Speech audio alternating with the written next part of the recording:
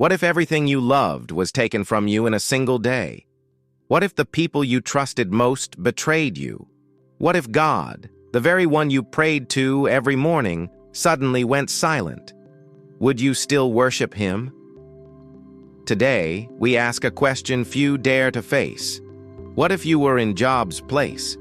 Job's story isn't just an ancient tragedy. It's a mirror, one that reflects every believer's deepest fear and greatest opportunity for faith. We all love to believe when life is beautiful, when there's money in the bank, food on the table, friends who call, and prayers that seem answered. But what happens when heaven goes quiet? Job was a man like you and me. He had dreams, he had family, he had laughter echoing in his house. And then, in one unthinkable day, everything changed. The Bible says Job was blameless and upright, a man who feared God and turned away from evil. He didn't deserve pain, yet he was chosen to reveal a truth deeper than blessing itself. Because sometimes, faith is proven not by what God gives, but by what he allows to be taken away. So, if you were in Job's place, would your faith survive the silence? Before we dive into the test, let's remember who Job was. He lived in the land of Uz, wealthy, respected, and surrounded by abundance. He owned thousands of livestock, countless servants, and 10 beautiful children. His mornings began with prayer, not just for himself, but for his family. He would offer burnt offerings after their feasts, saying, "Perhaps my children have sinned and cursed God in their hearts." This was a man of integrity. He didn't serve God for reward, he served because he loved. But far above, an unseen conversation was about to change everything. Satan appeared before God and said, "Does Job fear you for nothing? Take away his blessings, and he will surely curse you to your face." And God said something shocking. "Very well. Everything he has is in your hands, but do not lay a finger on his life."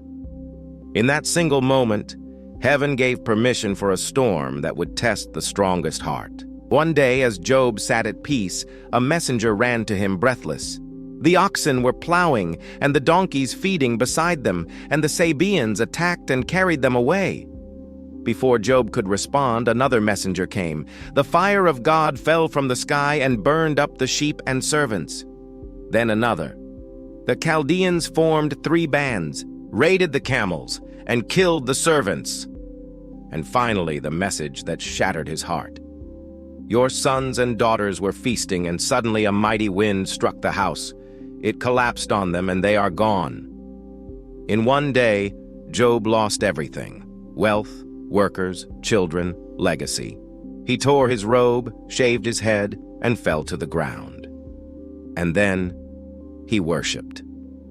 He said, "Naked I came from my mother's womb, and naked I shall return. The Lord gave, and the Lord has taken away. Blessed be the name of the Lord." Not one word of anger, not one complaint, just faith. If you were in Job's place, could you do the same? Would you still lift your hands in worship when your prayers seem unanswered? Job's suffering didn't end there. His health broke. His skin was covered in sores. His friends, the ones he trusted, accused him of secret sin. Even his wife said, "Curse God and die." And through it all, heaven was silent. There were no angels, no signs, no miracles, just pain, confusion, and endless questions.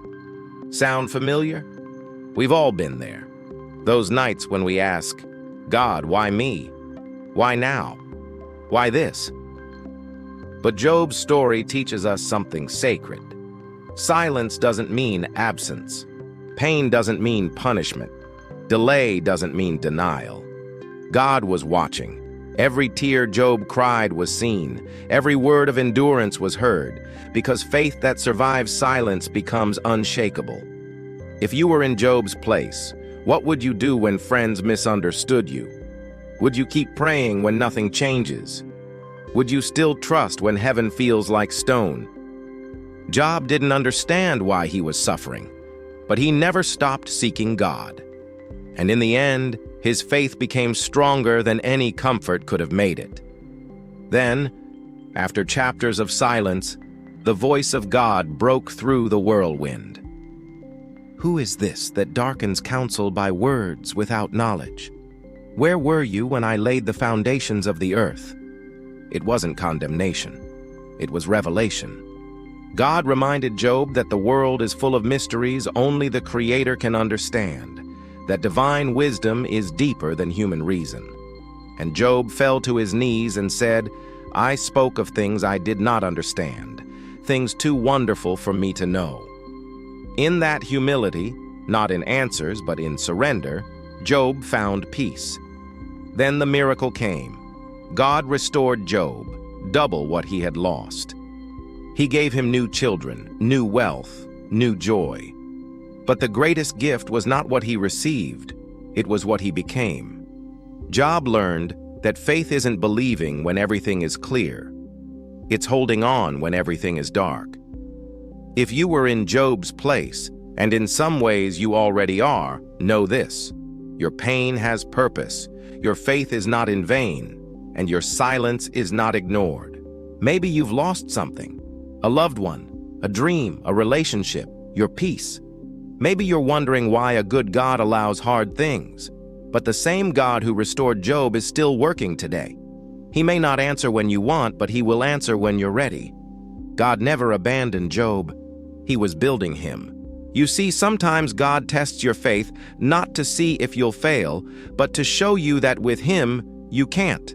So if you are walking through loss, delay, or silence, keep praying, keep believing, keep worshiping, because resurrection always follows the cross, and restoration always follows the test. If this story spoke to your heart, take a moment to say it aloud. "Though he slay me, yet will I trust him." Comment below those words. Let the world know you still trust even when you don't understand. Like this video if Job's faith has reminded you of your own strength. And please subscribe for more powerful faith-based what-if stories that awaken your spirit and draw you closer to God. Remember, blessings prove God's goodness, but trials reveal his greatness. And when your world falls apart, that's when heaven begins rebuilding you.